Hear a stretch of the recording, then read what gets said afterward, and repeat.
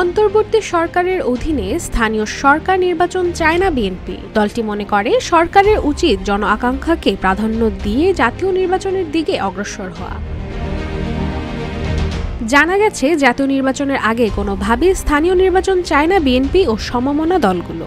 শীর্ষ নেতারা বলছেন, স্থানীয় নির্বাচন আয়োজনে সরকার নীতিগত সিদ্ধান্তে জাতীয় নির্বাচন পেছানোর রয়েছে কূটকৌশল, যেখানে সুবিধা পাবে ছাত্রদের নতুন রাজনৈতিক দল। এক্ষেত্রে অন্তর্বর্তী সরকার চূড়ান্ত পদক্ষেপ নিলে ভোট বর্জনের মতো সিদ্ধান্তও নিতে পারে বিএনপি ও সমমনা দলগুলো।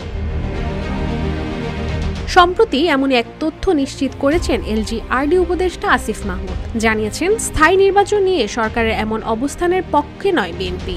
এ নিয়ে নীতি নির্ধারণী ফোরামে বিস্তর আলোচনাও করেছে দলটি, যেখানে বলা হয়েছে শেষ পর্যন্ত সরকার স্থানীয় নির্বাচন করলে সমর্থন দেবে না বিএনপি, এমনকি আসতে পারে ভোট বর্জনের মতো ঘোষণাও।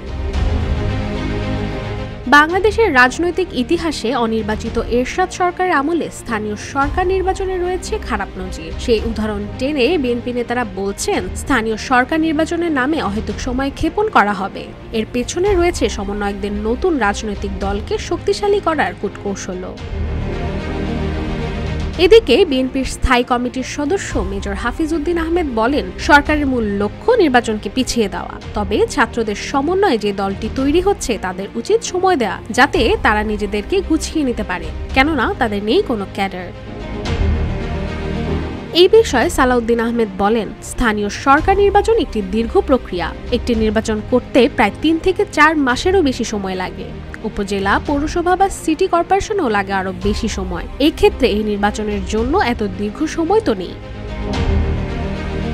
অন্যদিকে বিএনপি জোটের শরিক নাগরিক ঐক্যের সভাপতি ও গণতন্ত্র মঞ্চের নেতা মাহমুদুর রহমান মান্নাও স্থানীয় নির্বাচন নিয়ে সরকারের নীতিগত সিদ্ধান্তে করেছেন সমালোচনা। তিনি বলেন, এরশাদ আমলে স্থানীয় সরকার নির্বাচন করাই ছিল পার্টি বানানোর ধান্দা।